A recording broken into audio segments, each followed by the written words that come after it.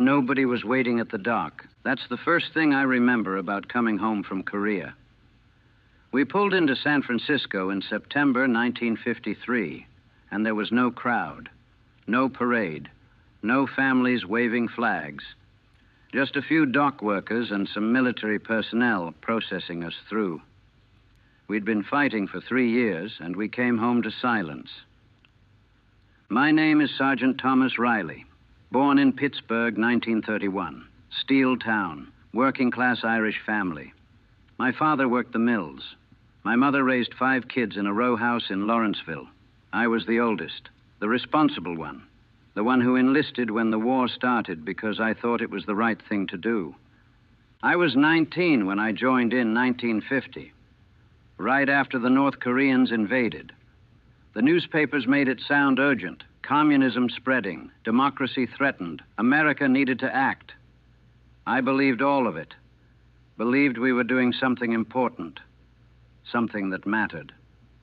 Spent 3 years in Korea, fought at the Pusan perimeter, advanced north after Incheon, retreated when the Chinese came, fought through 2 winters, watched the war turn into a stalemate, watched men die for hills we'd take and lose and take again, watched the whole thing become meaningless somewhere along the way.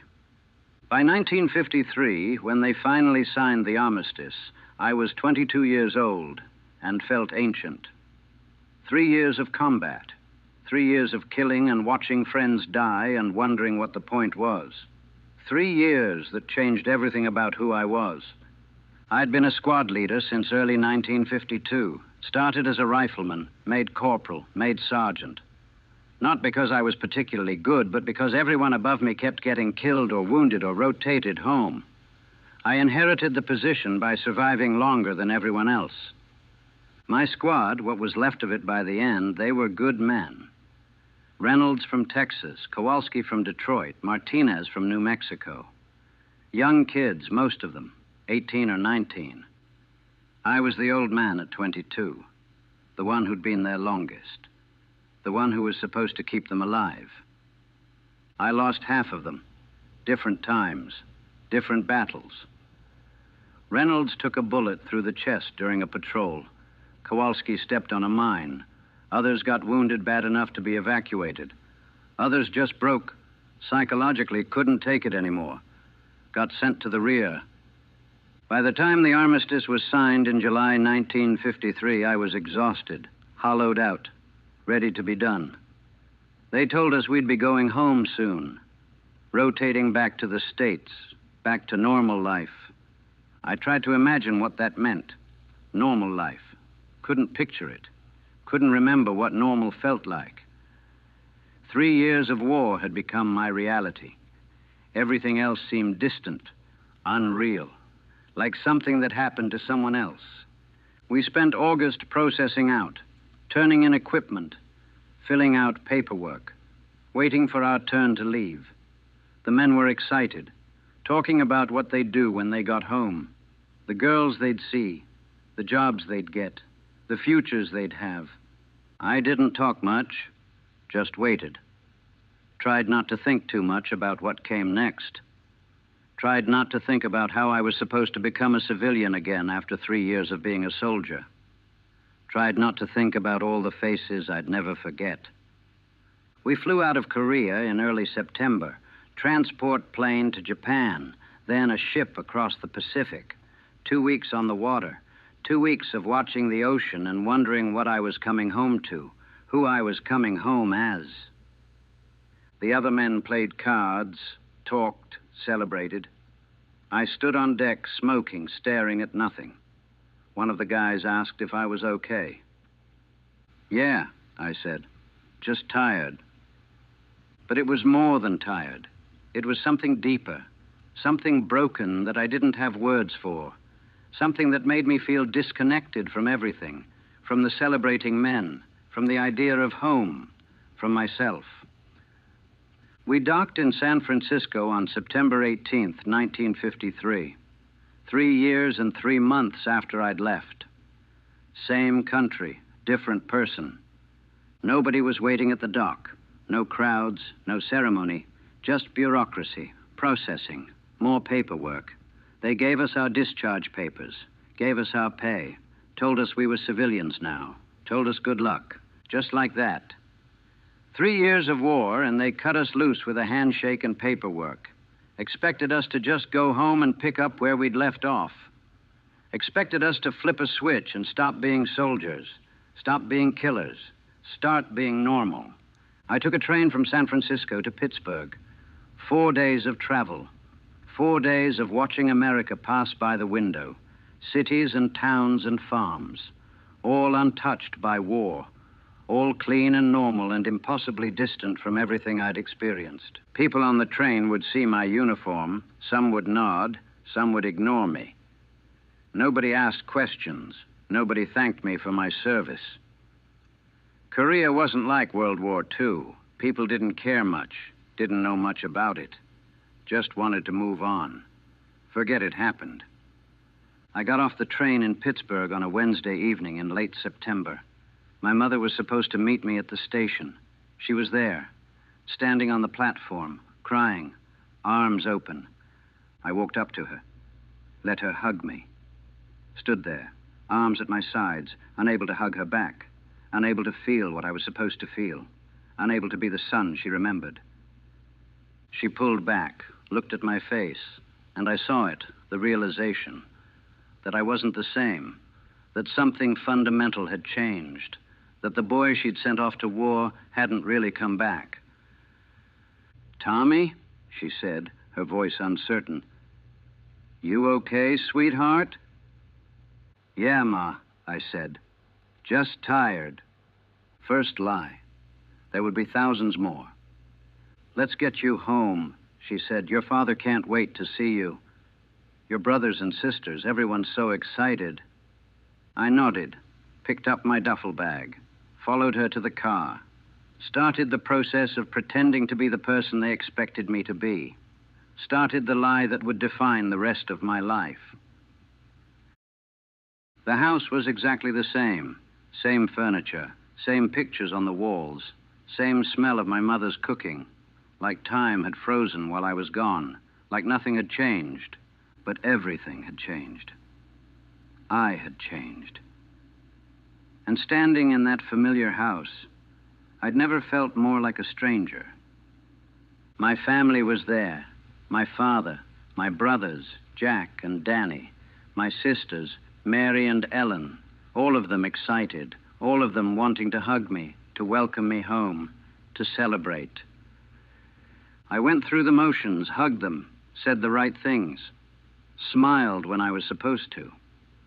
But inside, I felt nothing, just this vast emptiness where feelings should be, just disconnect, like I was watching someone else's life through a window. They'd made a big dinner, all my favorites, roast beef, mashed potatoes, my mother's apple pie, food I'd dreamed about in Korea, food that had kept me going through the cold and the fighting and the fear. I couldn't eat it. My stomach had shrunk. The richness made me nauseous. I pushed food around my plate, trying to pretend, trying to look grateful, trying to be the son they wanted me to be. "Tommy, you need to eat," my mother said. "You're so thin, skin and bones." "I'm fine, Ma, just not used to real food anymore." My father watched me. He'd been in World War II, Europe. He understood something the others didn't. I could see it in his eyes. Recognition, understanding, sadness.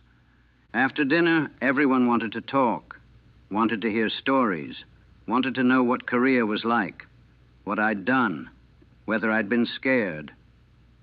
I gave them vague answers, safe answers. It was cold. It was hard. We did our duty. All the words that meant nothing but satisfied the curiosity without revealing the truth. My younger brother, Danny, 16 years old, he was fascinated. "Did you kill any commies? What's it like to shoot someone?" I stared at him. What kind of question was that? How do you explain to a 16-year-old kid that killing isn't exciting or heroic, that it's just mechanical, that you do it because it's them or you, that you stop feeling anything about it because feeling would destroy you? Yeah, I said. I did what I had to do. That's so cool, I wish I could have gone. No, I said, more sharply than I intended. No, you don't. The room got quiet, everyone looking at me. I excused myself, went outside, stood in the backyard trying to breathe, trying to understand why I felt so angry, so disconnected, so unable to be present. My father came out, stood next to me, lit a cigarette, offered me one. We smoked in silence for a long time. It takes a while, he said finally, to adjust, to feel normal again. Did you feel normal again? He was quiet for a moment. No, but I learned to pretend, got good at it eventually. How long did it take? I'll let you know when it happens. We stood there, two men who'd been to war, both carrying things we couldn't talk about, both trying to figure out how to exist in a world that didn't understand. That first night, I couldn't sleep in my old bed. Too soft, too quiet, too enclosed. I ended up on the floor with a blanket. Even then, I couldn't sleep. Just lay there, staring at the ceiling, listening to sounds that weren't explosions, waiting for attacks that would never come. Around 3 a.m., I had a nightmare, woke up screaming. My father came in, found me on the floor, shaking, unable to remember where I was. He helped me up, didn't say anything, just sat with me until dawn. The next morning, my mother acted like nothing had happened, made breakfast, talked about normal things, neighborhood gossip, family news, things that happened while I was gone, trying to bring me back into the family, back into normal life. But I couldn't connect, couldn't care about Mrs. O'Brien's new grandchild or the Johnsons' new car or who was dating whom. It all seemed trivial, meaningless. How could I care about gossip when I'd watched men die, when I'd killed people, when I'd spent 3 years in hell? My friends from high school started coming by, wanting to see me, wanting to hear war stories, wanting things to be like they were before. But we had nothing to say to each other.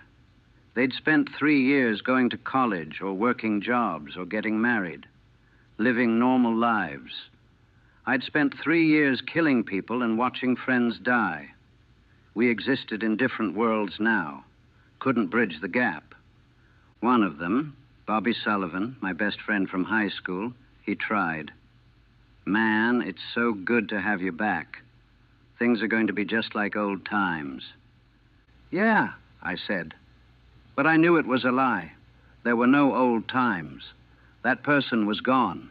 Those times were gone. Everything was different now, and pretending otherwise just made it worse. The disconnect grew worse. Days blurred together. People expected me to get a job, to make plans, to move forward. But I couldn't think about the future, could barely handle the present. Just existed in this permanent state of disconnection, going through motions, pretending to be alive while feeling dead inside. The neighborhood threw a welcome home party for me and 2 other guys who'd come back from Korea. Community center, food, music, everyone celebrating. We 3 veterans stood together in a corner, didn't talk much, just watched everyone else celebrate, watched civilians dance and laugh and act like we'd done something glorious, like war was something to be proud of. One of the other guys, Jimmy Chen, had been in the Marines. He said what we were all thinking. They don't get it. They have no idea what it was like. No, I said, they don't. They want heroes. They want us to smile and say it was worth it. But it wasn't worth anything. It was just surviving, just killing, just watching friends die for nothing. The 3rd guy, Frank Morrison, he'd broken. You could see it in his eyes. He'd been home for 2 weeks and was already drinking heavily, already falling apart. I can't do this, he said. I can't pretend. Can't act like I'm fine when I'm not. We all felt it, the impossibility of being what everyone expected, of pretending the war hadn't changed us, of acting like we could just slip back into normal life like nothing happened. People at the party kept approaching us, thanking us for our service, asking questions they didn't really want answered, expecting us to be humble heroes, grateful to be home, ready to move on. I smiled, nodded, said thank you, all the while thinking about Reynolds dying in the mud, about the Chinese soldier I'd killed in close combat, watching his eyes go empty, about the endless cold and fear and meaninglessness of it all. The mayor gave a speech, talked about sacrifice and duty and how proud the community was, talked about freedom and democracy and stopping communism, made it sound noble, made it sound like it meant something. I wanted to scream, wanted to tell him it wasn't noble, that most of us didn't know why we were fighting, that we died for hills we'd give back the next week, that 3 years of war accomplished nothing except a return to where we started, that the only freedom we fought for was the freedom to survive another day. But I didn't. Just stood there, applauded when expected, accepted the gratitude I didn't want for a war that didn't matter.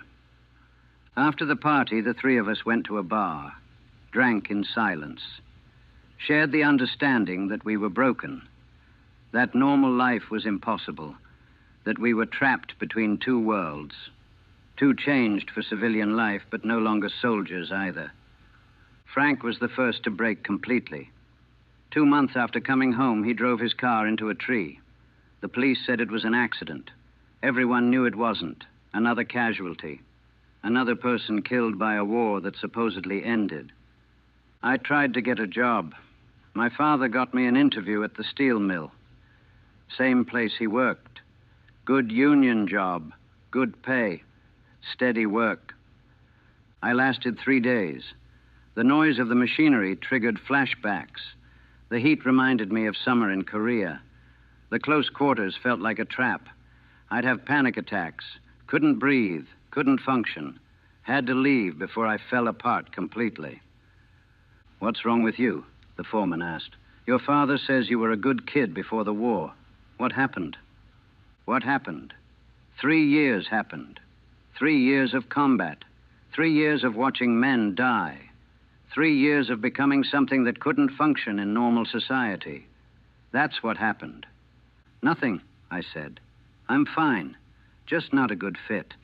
I tried other jobs, construction, loading docks, night shifts at a warehouse. Nothing worked. Couldn't maintain focus. Couldn't follow routine. Couldn't interact with co-workers who didn't understand why I'd flinch at loud noises or why I couldn't talk about the war or why I seemed so distant all the time. My mother was worried. Tommy, you need to work, need to do something. You can't just sit around. I know, Ma. I'm trying. Try harder. You're young. You have your whole life ahead of you. But I didn't feel young. Felt old, worn out, used up. And the life ahead of me felt empty, meaningless. Just decades of going through motions, of pretending, of carrying the weight. The nightmares were constant. Every night, back in Korea, back in combat, watching Reynolds die, watching the Chinese soldiers' eyes, watching all the faces I couldn't forget, waking up screaming, waking up reaching for a rifle that wasn't there, waking up disoriented, not knowing where I was. My family stopped mentioning it, just accepted that I'd wake them up screaming a few times a week, accepted that I was different now, damaged, not the son and brother they remembered. I started drinking, just a little at first, to help me sleep, to quiet the thoughts, to make the memories less sharp. But a little became more.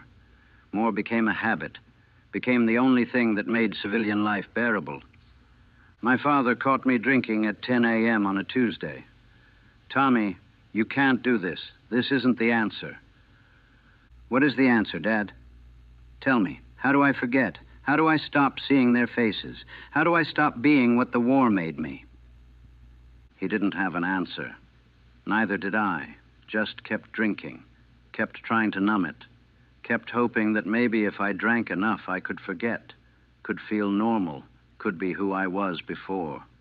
By early 1954, 6 months after coming home, I was falling apart. Couldn't work, couldn't sleep, couldn't function. The whole neighborhood was whispering. Tommy Riley's shell-shocked. War broke him. Shame. He used to be such a good kid. They were right. I was broken. The war had destroyed something essential, had taken the person I was and left behind this hollow thing that looked like me but couldn't feel, couldn't connect, couldn't live. Jimmy Chen was falling apart, too. We'd drink together sometimes. Two broken veterans, sitting in silence, sharing the understanding that we'd never be whole again. I thought coming home would be the happy ending, he said one night. Thought the hard part was over. Yeah, I said. Me too. But this is worse, isn't it? This is harder than the war. He was right. The war had been hell, but it was clear. Survive, fight, follow orders, purpose, direction, rules. Civilian life had none of that. Just expectations we couldn't meet. People we couldn't connect with. Futures we couldn't imagine. And the weight of carrying 3 years of horror in a world that didn't want to know about it. 1954 turned into 1955. The world moved on. Korea faded from the news, faded from conversation, became the forgotten war that nobody talked about, nobody cared about. The conflict that happened but didn't matter. We'd fought for 3 years. 36,000 Americans died. Over 100,000 wounded. And 5 years later, people barely remembered it happened. Would confuse it with World War II. Would ask Korea? When was that? That forgetting made it worse. Made it feel like all of it, the fighting, the dying, the sacrifices, had been for nothing. We'd given years of our lives, had become broken, and nobody even remembered or cared why. I stopped trying to work, stopped trying to fit in, just lived in my parents' house, helped my father with small jobs when I could, spent most of my time alone, isolated, disconnected from everything. My mother tried to set me up with girls, nice Catholic girls from the neighborhood, girls who'd be good wives, who'd help me settle down, build a life. I went on a few dates. They were disasters. The girls would try to make conversation, ask about my life, about Korea, about my plans. I'd give one-word answers, stare off into space, make them uncomfortable with my silence and distance. One girl, Mary O'Connell, sweet girl, meant well. She tried. You seem sad, Tommy. What's wrong? What could I say? That I was sad because I'd survived when better men died. That I was sad because I'd killed people and couldn't forget their faces. That I was sad because I'd come home but left part of myself in Korea. That I was sad because I was fundamentally broken and would never be whole. Nothing, I said, just tired. She never called again. None of them did. Word got around. Tommy Riley's damaged. Not right in the head. Best to avoid him. Fine by me. Easier to be alone than to pretend. Easier to give up on normal life than to keep failing at it. My younger brothers moved on with their lives. Danny graduated high school, started working at the mill. Jack got married, started a family. They were living the lives I was supposed to live, the lives that should have been mine. But I couldn't be jealous, couldn't feel much of anything except the numbness and the weight. Just watch them from a distance, happy for them in an abstract way, but unable to connect, unable to be part of their lives. My father tried to reach me, would sit with me sometimes, share a beer, try to talk, but there wasn't much to say.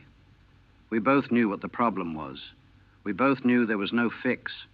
just carrying it, just surviving. "You need to find something, Tommy," he said one night. "Some purpose, some reason to keep going. You can't just exist." "Why not?" I asked. "Isn't existing enough?" "No, it's not. You're not living. You're just surviving. There's a difference." But I didn't know how to live, only knew how to survive. That's all the war had taught me, all I'd done for 3 years. Survive, keep going, make it through. That muscle memory was too strong, too ingrained. Couldn't shift from surviving to living. The drinking got worse. Not just evenings anymore. All day. Every day. The only thing that made the days bearable. The only thing that quieted the thoughts and memories and faces. My mother found bottles hidden around the house, confronted me, cried, begged me to stop, begged me to get help, begged me to be her son again. "I can't, Ma," I said. "This is who I am now. This is who I became in Korea, and I can't go back." She cried harder. "My father took her away, came back alone, sat with me. 'If you won't do it for yourself, do it for us,' he said. 'For your mother. She's scared she's going to lose you.' 'She already lost me,' I said. 3 years ago. What came back is just something else, something broken." He didn't argue, couldn't argue. He knew I was right. By 1956, I'd settled into a kind of equilibrium, not happiness, not normalcy, just existence. A routine that got me through each day without completely falling apart. Wake up late, drink enough to function, do some small task, drink more, pass out, wake up, repeat. Days blurred into weeks, weeks into months, all of it meaningless, all of it just passing time until, what? I didn't know. Didn't think about the future. Could barely handle the present. Jimmy Chen died in 1957, drove his car off a bridge. The police said it was an accident. I knew better. He'd finally done what Frank had done. Finally chosen to stop carrying the weight. Finally found a way out. I went to his funeral, small ceremony, his family, a few friends, 2 other Korean war vets I didn't know. We stood in the back, didn't talk, just understood, just recognized that Jimmy had done what we all thought about doing, had taken the exit we all considered. After the funeral, one of the other vets approached me. "You were in Korea?" "Yeah, infantry, 3 years." He nodded. "Me too. This is the 4th funeral I've been to. 4th guy from my unit who killed himself since we got home." "4th? Yeah, they call it accidental. But we know, we all know. Some guys couldn't carry it, couldn't figure out how to live with what we did, what we saw, what we became. We stood there in silence, 2 survivors, both wondering if we'd be next, both wondering if survival was worth the price we were paying. In 1959, I hit bottom. Not dramatically, not suddenly. Just a slow collapse that had been building for 6 years.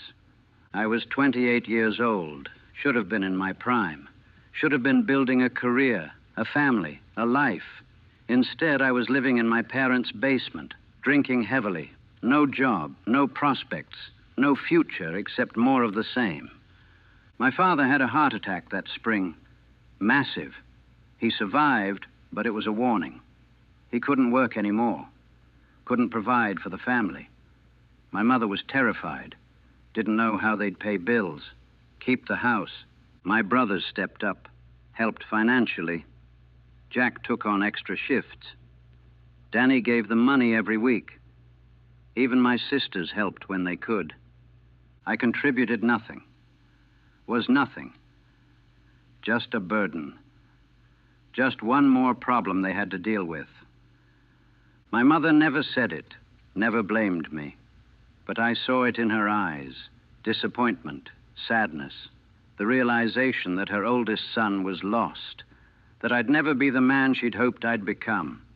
That look broke something in me, made me realize I couldn't keep doing this, couldn't keep being dead weight, couldn't keep just existing while everyone else lived.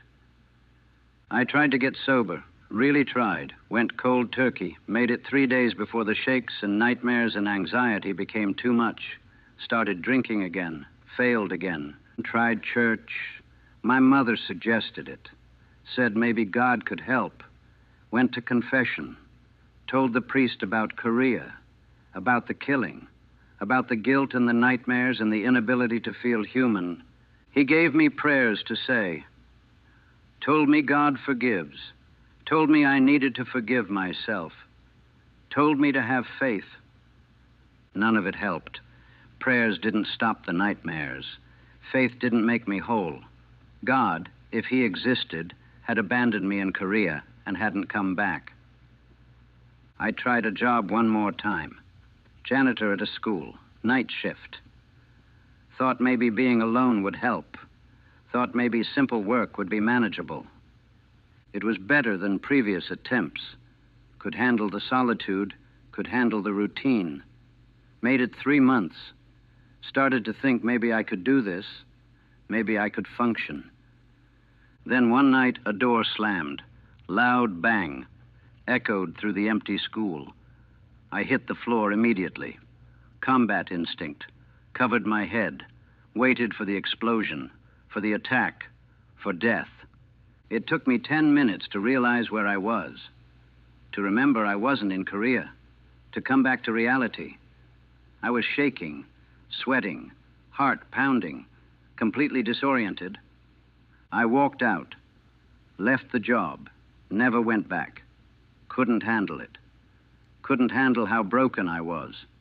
How one sound could send me right back to the war. How 6 years hadn't changed anything. How I was still trapped in 1953. Still in Korea. Still fighting a war that ended but never ended. That's when I seriously considered Jimmy's solution. Considered ending it. Would be easier. Cleaner. Would stop the nightmares. Would stop the guilt. Would stop the endless weight of carrying 3 years of horror in a world that didn't care. I sat in my basement room with my father's old service pistol. Held it. Felt the weight. Thought about how easy it would be. How quick. How final. My father found me. Came down the stairs. Saw what I was thinking. Sat down next to me. "Tommy," he said quietly, I can't do this anymore, Dad. Can't carry it. Can't keep pretending. Can't live like this. I know it's hard. I know you're suffering. But ending it isn't the answer. What is the answer? Because I've tried everything. Tried working. Tried not drinking. Tried church. Tried everything and nothing helps. I'm still broken. Still empty. Still dead inside. He was quiet for a long time. There is no answer, son. No fix, no cure, just carrying it, just surviving, just making it through one more day, then another, then another. That's not living. That's just existing. Maybe. But existing is something. It's more than the alternative. We sat there, father and son, both broken by wars, both carrying weights too heavy to bear, both somehow still here, still breathing, still existing. He took the gun, locked it away, sat with me until dawn. Didn't say much, didn't need to. Just being there was enough. Knowing someone understood. Knowing I wasn't completely alone. That was the turning point. Not a cure, not a fix. Just a decision to keep going, to keep existing, even when existing was all I could manage, even when it hurt, even when it felt pointless. Because the alternative was giving up, was letting the war win, was proving that Korea had killed me after all. Just took 6 years to finish the job. I decided I wouldn't let it win, not because I was strong, not because I was brave, just because my father asked me not to, and that was enough. Barely, but enough. It's 1965 now, 12 years since I came home from Korea. I'm 34 years old. Half my life lived in the shadow of those 3 years. Things haven't gotten better, not really, but they've gotten manageable. I've learned to exist, to survive, to carry the weight without collapsing under it. I work at a warehouse, night shift, loading trucks, physical labor that exhausts my body enough that sometimes I can sleep. The job is simple. No decisions, no responsibility. Just move boxes, load trucks, go home. It's not much, but it's something. I live alone now. Small apartment on the south side. My parents needed the space. My father's health never fully recovered. He died in 1963. Heart gave out. The war and the mill and the worry about me. It was all too much. I was with him at the end. He grabbed my hand, tried to say something, couldn't get the words out. But I understood.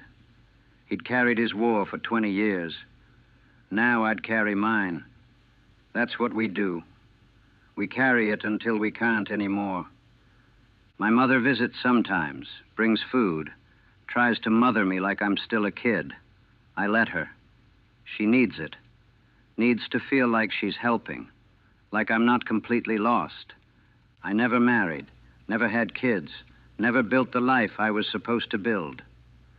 Korea took that possibility away, took away my ability to connect, to trust, to imagine a future that wasn't just survival.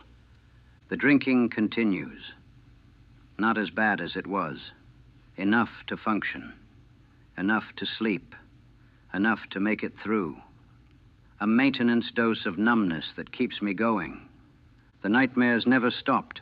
Every night, still in Korea, still fighting, still watching Reynolds die, still killing that Chinese soldier, still carrying all those faces. 12 years, and they haven't faded, haven't gotten easier, just become familiar. Old companions in the dark. I watch the news about Vietnam, see them sending more troops, making the same mistakes, telling the same lies. Watch young kids get drafted and shipped off to another war nobody will remember. Another forgotten conflict. Another generation about to be broken. I want to warn them, want to tell them what's coming.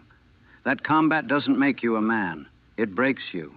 That coming home is harder than the war. That nobody will understand. That you'll carry it forever. That survival isn't victory. It's just a slower form of death. But they wouldn't listen. Nobody listens until they've been there. Until they've lived it. Until they're broken, too. I ran into Bobby Sullivan last year, my old friend from high school. He's a dentist now. Has a wife and 3 kids. Big house in a nice neighborhood. Living the American dream. He barely recognized me. I've aged badly. Look 50 instead of 34. The drinking and the stress and the nightmares have taken their toll. Tommy? Man, I haven't seen you in years. How have you been? Good, I lied. Working? Getting by? That's great. You should come over for dinner sometime. Meet my family. Yeah, sure, I'll do that. We both knew I wouldn't. Knew we had nothing in common anymore. He'd lived. I'd just survived. 2 completely different outcomes. 2 completely different worlds. I see other Korean War vets sometimes, at the VA, at bars, on the street. We recognize each other. Something in the eyes. Something that marks us as different, as broken, as forever changed. We nod. Sometimes we talk. Sometimes we just stand in shared silence, understanding that we're the only ones who understand, the only ones who know what it cost, what we lost, what we became. Most of us are doing about as well as I am, which is to say, not well, but existing, surviving, carrying the weight, some better than others, some worse, but all of us marked, all of us changed, all of us lost somewhere between who we were and who we became.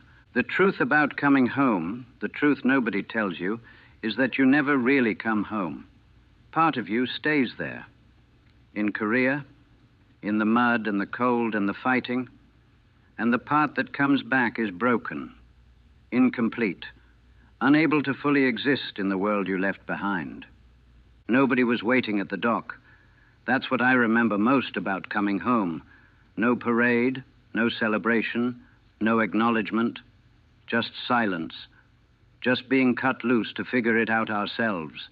And we never figured it out. Not really. Just learned to exist despite it. Learned to carry the weight. Learned that survival is its own form of defeat. I'm 34 years old, been home 12 years, and I'm still trying to come home. Still trying to find my way back to whoever I was before. Still carrying 3 years of Korea everywhere I go. Still fighting a war that supposedly ended in 1953 but never really ended. Not for us. They call it the Forgotten War. They're right. Everyone forgot. The country moved on. But we can't forget. Can't move on. Can't do anything except carry it. Day after day. Year after year. Decade after decade. That's what coming home really means. Not parades and gratitude and happy endings, but isolation and silence and carrying the war forever. Being forgotten by everyone except the other men who were there. The other broken ones who came back but never really came home. Nobody was waiting at the dock, and nobody's been waiting since. We came home to silence, and we've lived in silence, carrying weights nobody sees, fighting wars nobody remembers, existing in spaces between living and dying, never quite either one. That's the truth. That's what coming home from Korea meant. And 12 years later, I'm still coming home. Still trying to arrive at a destination that doesn't exist anymore. Still looking for the person I was before I left.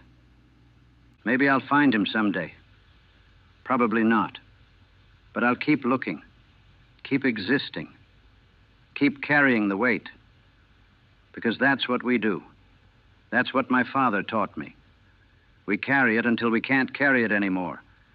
And then, if we're lucky, someone else carries us.